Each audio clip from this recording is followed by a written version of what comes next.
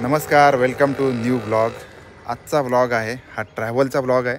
आम्ही निघालेलो आहोत मुंबईच्या दिशेने आणि सध्या आपण उभे आहोत आंबेतच्या पुलावरती.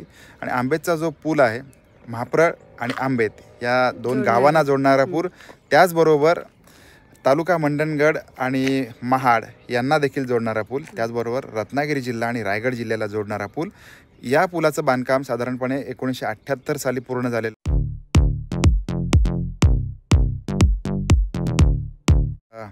AR अंतुले साहेब यांनी हा पूल बांधलेला आहे. सतत मागे 4 वर्ष हा पूल बंद होता. आता थोडासा कार्यान्वित झालेला आहे करोडो रुपयांचा खर्च केल्यानंतर. आणि आता आपण जे रस्त्यावरती जाणार आहोत हा मुंबई गोवा हायवेवरचे जे फक्त ज्या ठिकाणी उड्डाण पूल असतील, ब्रिज असतील, या पुलाचं बांधकाम आपण बघतोय. बाकी रस्ता मागच्या वेळेला आपण बघितलेला आहे. आता जाताना ज्या ज्या ठिकाणी पुलाचं किंवा ओव्हरब्रिजचं उड्डाण पुलांचं काम चालू आहे ते आपण बघणार आहोत, उतरून बघणार आहोत, कितपत पूर्ण झालंय ह्या सगळ्या गोष्टी आपण बघणार आहोत. ओके. आणि ह्या समोर तुम्ही बघू शकता हा विस्तीर्ण अशी आंबेची खाडी. आणि आता चला आपल्या ट्रॅव्हल ब्लॉगला सुरुवात करूया. त्याचबरोबर आम्ही असं सांगतोय की जसं आपण आमच्या ट्रॅव्हल ब्लॉगवर प्रेम करता तसंच प्रेम आमच्या फॅमिली ब्लॉगवर पण करा, ही एक छोटीशी अपेक्षा आपल्या सगळ्यांकडून. तर चला, आपण उतरलेलो आहोत मगाशी बोलल्याप्रमाणे लोणेरे येथे. आणि लोणेऱ्याचा हा ब्रिज तुम्ही बघू शकता, याचं काम चालू आहे. तर या ठिकाणी तुम्ही आल्यानंतर तुम्हाला कॉर्नरचा वडापाव मिळतो. तो कॉर्नरचा वडापाव आपण खाणार आहोत. सध्या तरी या ब्रिजचं काम अशा स्वरूपामध्ये चालू आहे. याला थोडासा वेळ लागतो आहे. ब्रिज ॲक्टिवेट झाल्यानंतर तुम्ही डायरेक्टली लोणेरे बायपास करून त्याच्यावरून पुढे जाऊ शकता. आपल्यासमोर कॉर्नरचा वडापाव, आणि मला असं वाटतं की बऱ्यापैकी फेमस असा हा वडापाव आहे. समोसा आणि वडापाव या ठिकाणी मिळत असतो आपल्याला.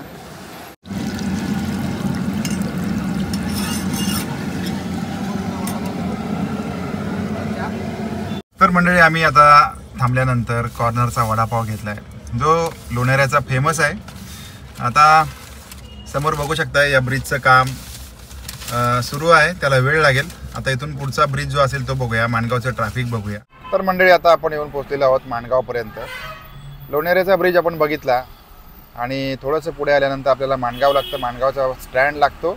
आणि इथे आल्यानंतर पुन्हा एकदा ट्रॅफिक लागतं, कदाचित जास्तच ट्रॅफिक लागतं. याचं कारण असं आहे की हा जो रस्ता आहे हा सिंगल वे रूट आहे. मुंबईकडे येताना जाताना किंवा पुण्याकडे येताना जाताना अशा दोन्ही गाड्यांचं ट्रॅफिक इथे येत असतं. त्याच्यामुळे मग ट्रॅफिक होतं, कधी कधी जास्तच ट्रॅफिक होतं. असं म्हणतात की मुंबई गोवा हायवे आहे, याच्यामधून माणगाव बायपास होणार आहे. म्हणजे माणगावच्या बाहेरून एक रस्ता निघतो आहे जो तुम्हाला डायरेक्टली पुढे महाड आणि पोलादपूर या रूटला घेऊन जाईल. हा जो ब्रिज आहे हा इंदापूर सोडल्यानंतरचा ब्रिज. आता इथे ही ST आडवी ठेवलेली आहे. तर मंडळी, साधारणपणे लोणेऱ्यानंतरचा हा तिसरा ब्रिज आपण बघतोय. साधारणपणे आता हे जे काम आहे हे काम पूर्ण व्हायला किती वेळ लागेल तुमच्या अंदाजाने ते पण कमेंट करून सांगा. तर मंडळी, थोडंसं पुढे आल्यानंतर हा आता चौथा उड्डाण पूल आपल्याला लागतोय. तो म्हणजे मला असं वाटतं की आपण कोलाडपर्यंत आलेलो आहोत. आता कोलाडमध्ये सुद्धा रस्त्याचं काम प्रलंबित आहे, बऱ्याच ठिकाणी खड्डे आहेत. Thank you very much for. पावसाळा नाही आहे. पावसाळा जर असेल तर इथून जाताना आपली काय हालत होईल हे आपल्या प्रत्येकाला अनुभव आहे. तुम्ही आता शिमगा प्लॅन करताय, शिमग्याच्या सुट्टीला गावी येत आहे, तर कशा स्वरूपामध्ये त्रास तुम्हाला सहन करावा लागू शकतो हे तुम्ही बघू शकता. आणि साधारणपणे जर तसं म्हणाल तर आता कोलाडमध्ये आल्यानंतर कोलाडचं जे ट्रॅफिक आहे हे एक प्रकारे तुम्हाला रोहा, चणेरा, मुरुड म्हणजे रोह्यातलं मुरुड या बाजूला तुम्हाला जाता येतं. मुरुड, जंजिरा या बाजूला. त्याच्यानंतर तळ कोकणाकडे जाणारी दापोली, मंडणगड, चिपळूण, त्याचबरोबर श्रीवर्धन या सगळ्या बाजूची ट्रॅफिक इथपर्यंत येते. आणि त्याच्यामुळे मग बऱ्यापैकी या ठिकाणी ट्रॅफिक होतं. तर हा देखील ब्रिज हा मुंबई गोवा हायवेवरचा अतिशय महत्त्वाचा टप्पा म्हणावा लागेल. याचं कारण जे आता सांगितलं त्याप्रमाणे ट्रॅफिक ही चारही बाजूने इथे येत असते आणि असं लिहिलंय पुढे काम चालू आहे, वाहने सावकाश चालवा. वाहने सावकाश चालवण्यापेक्षा तुम्ही तुमच्या कामाचा स्पीड जास्त वाढवा, जेणेकरून हा मग बोर्ड इथे लागण्याची तुम्हाला गरज लागणार नाही असं मला वाटतंय. समोर बघू शकता हा ब्रिजचे पिलर्स उभे आहेत आणि मला असं वाटतं की सगळ्यात जास्त फास्ट हा ब्रिज होण्याचं काम आहे, गरज आहे, पण तसं होताना दिसत नाही. सगळ्यात स्लो किंवा अर्धवट स्थितीमध्ये या ब्रिजचं काम झालेलं आहे. ठिकठिकाणी बॅनर्स वगैरे तर आहेतच, ते असलेच पाहिजेत, पण त्याचबरोबर जर का काम फास्टमध्ये झालं तर जास्त बरं होईल. आता लक्षात येईल की 1, 2 आणि 3 आणि 6 पिलर्स फक्त उभे आहेत आणि एवढा मोठा उड्डाण पूल तुम्हाला बांधून तयार करायचा आहे, तर याला वेळ किती लागेल. आता ह्या बाजूने रोहा, मुरुड, अलिबाग या बाजूला जाता येतं. अनेक गाड्या तुम्हाला या बाजूला वळताना दिसतील, पण इतक्या मोक्यावरच्या ठिकाणावरचा हा पूल आणि इतकं स्लो बांधकाम हे निश्चितच मनस्ताप देणार आहे असं मला वाटतं. आणि आता आपण जो कोलाड आहे, हे कोलाड सोडून थोडंसं पुढे आलो आहे. आता हा खरोखर मी सांगतो सपशेल नाराजी आहे या उड्डाणपुलाच्या बाबतीमध्ये. तरी मागचे 2 ते 3 उड्डाणपूल बघितले, त्यांचं काम बऱ्यापैकी पूर्ण झालेलं होतं, परंतु कोलाडचा जो उड्डाणपूल आहे याच्या बाबतीमध्ये सपशेल नाराजी, कारण कामही सुरू होताना दिसत नाही आहे, त्याचबरोबर वेळ पण लागतोय आणि या सगळ्या गोष्टींचा मनस्ताप येणाऱ्या काळामध्ये तुम्हाला आम्हाला सहन करायचं आहे. याच्याबद्दल काय वाटतंय ते सुद्धा आपण खाली कमेंट बॉक्समध्ये कळवा. तर आता आपण नागोठण्यापर्यंत येऊन पोचलो आहे. कोलाडचा ब्रिज बघितला, आता आपण ब्रिज बघूया नागोठण्याचा. नागोठणे हे सुद्धा मुंबई गोवा हायवेवरचं एक खूप महत्त्वाचं ठिकाण, इंडस्ट्रीयल एरिया असं सगळ्या गोष्टी असल्यामुळे इथे सुद्धा रहदारीचं प्रमाण जास्त असतं. कारण मगाशी बोलल्याप्रमाणे सगळ्या ज्या व्हेकल्स असतात रोह्याकडे जाणाऱ्या, तळ कोकणामध्ये चिपळूण, रत्नागिरी, दापोली, मंडणगड, श्रीवर्धन या सगळ्यांचं गॅदरिंग एकाच ठिकाणी होत असतं, त्याच्यामुळे थोडीशी ट्रॅफिक होते. त्याचबरोबर तुम्ही समोरचा रस्ता बघू शकता, फ्लेवर ब्लॉकचा रस्ता, जो बरेच वर्षापासून असाच आहे. आणि डाव्या बाजूचा जो ब्रिज बघताय तुम्ही, याचं देखील काम आहे तसंच आहे. बरेच वर्षापासून 2 ते 3 वर्षापासून रखडलेलं काम. आणि तसं म्हणाल रेटिंगच्या बाबतीमध्ये म्हणाल तर असमाधानकारक, अनसॅटिस्फॅक्टरी, कारण जैसे थे अशा स्वरूपाचं काम आहे. आणि इथे सुद्धा सणावाराच्या वेळेला भयानक अशी गर्दी होत असते. आता तुम्ही इथे एका बाजूला थोडंसं काम झालेलं आहे, परत समोर बघू शकता काही अंतरावर गेल्यानंतर समोरचा जो ब्रिज आहे याचं देखील काम आता तुटक पद्धतीने चालू आहे. हा बघा समोरचा जो ब्रिज आहे, आता याचं काम केव्हा पूर्ण होणार, कसं होणार याचं उत्तर कुणाकडेच नाही आहे, पण काम थांबलेलं आहे. आणि जेणेकरून आपल्या सगळ्यांचा जो प्रवास आहे हा प्रवास दुःखदायक होत असतो. अशा कारणामुळे त्रासाचा पण होत असतो आणि वेळ लागतो, कारण आपल्याला प्रत्येकाला मुंबईतून निघाल्यानंतर लवकरात लवकर गावी जायचं असतं, पोचायचं असतं. आणि अशा प्रकारे बघा काही नाही आहे, सणवार नाही, तरीसुद्धा आज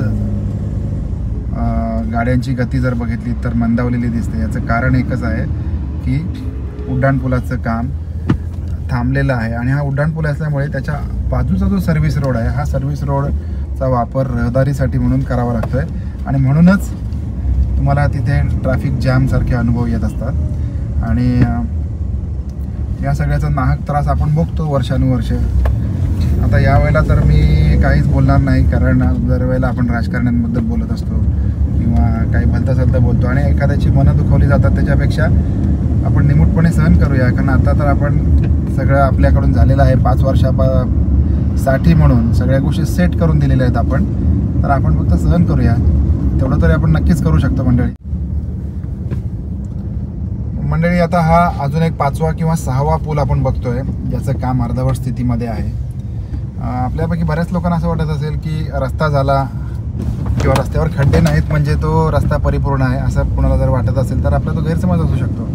कारण 5 ते 6वा पूल आहे. अजून किती लागतात ते आपण बघूया, जेवढं शक्य होईल तेवढं कव्हर करूया. पण अशा ठिकाणी जेव्हा तुम्ही अडकताना तेव्हा एवढा बेमालूम आणि एवढा बेकार आपण ट्रॅफिक जॅममध्ये फसून जातो की त्याचा विचारही करता येत नाही आणि मग ह्या सगळ्या गोष्टींचा त्रास होत असतो. आता बघा, इथून एवढ्याच्या कारणासाठी किती ट्रॅफिक जॅम होत आहे.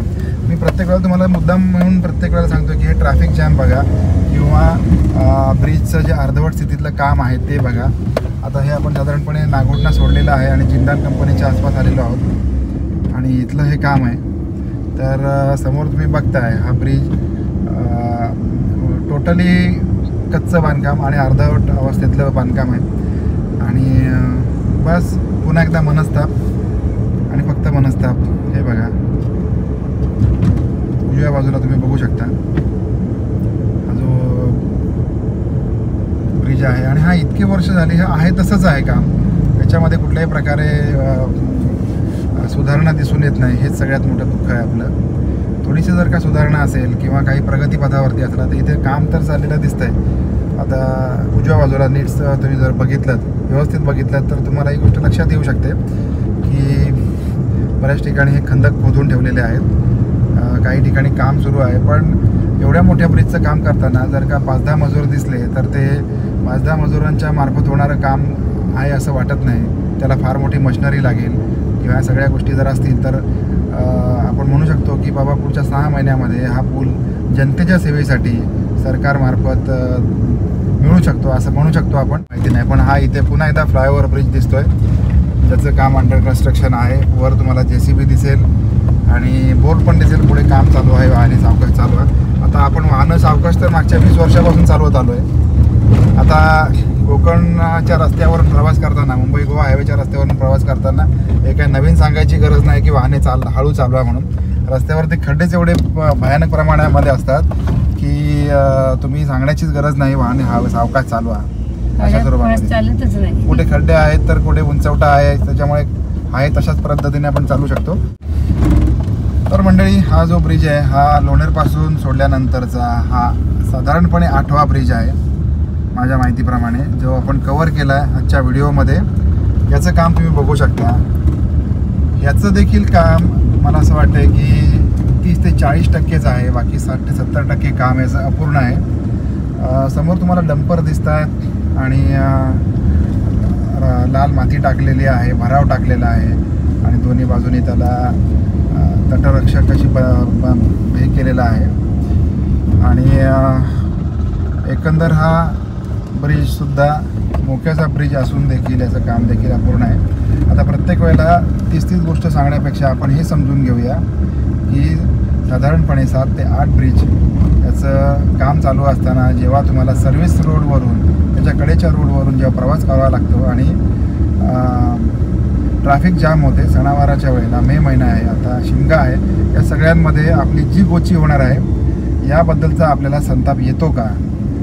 आणि हा जर संताप येत असेल तर हा संताप आपण कशा प्रकारे व्यक्त करता? कधी काळी आपण शिव्या देऊन व्यक्त करता का? किंवा काही जी माध्यम आहे त्या माध्यमांच्या मार्फत तुम्ही व्यक्त करता? हे देखील आपण कृपा करून कमेंट करा, जेणेकरून पुढच्या वेळेचा जेव्हा मी याबद्दलचा व्हिडिओ करेन त्यावेळेला या काही गोष्टी मला अंतर्भाव करून घेता येईल. आता इथून आता बऱ्याच वेळेला असं होतं की आपल्याला समजत नाही की कशा स्वरूपामध्ये डायव्हर्जन आहे आणि कुठून आहे. तर आता या बाजूला मी डायव्हर्जन करून घेतलेलं आहे आणि प्रवास पुन्हा सुरू केला आहे. आणि हे सगळेच्या सगळे जे ब्रिजेस आहेत, उड्डाणपुलं आहेत, हे लांब पल्ल्याचे आहेत, फार मोठ्या प्रमाणामध्ये म्हणजे याचं अंतर आहे. छोटे छोटे ब्रिजेस नाही आहेत, त्याच्यामुळे आपण एक प्रकारे समजू शकतो वेळ लागू शकतो. पण ज्या जायंट स्वरूपामध्ये काम सुरू पाहिजे त्या स्वरूपामध्ये सुरू दिसत नाही. आणि पुढच्या वेळेला ज्या वेळेला तुम्ही परत पुन्हा एकदा पावसाळा येतो त्यावेळेला याच्या कामाची स्थगिती येते. तर मंडळी, खरं म्हटलं तर असा झाला आमचा गावचा प्रवास. म्हणजे येताना ज्या ज्या ठिकाणी फ्लायओव्हर्स किंवा उड्डाणपूल होते त्या ठिकाणी आपण कव्हर करण्याचा प्रयत्न केला. सगळेच्या सगळे उड्डाणपूल आहेत ते मला असं वाटतं की 50%पेक्षा कमीच, म्हणजे 30%पर्यंतच त्याचं काम झालेलं असेल. साधारणपणे 8 उड्डाणपूल आपण कव्हर केले. लोणेऱ्याचा पहिला होता, त्याच्यानंतर खारपाडा ब्रिजच्या जो अगोदरचा आहे, अशा ठिकाणचे आपण जे उड्डाणपूल आहेत ते कव्हर केलेले आहेत.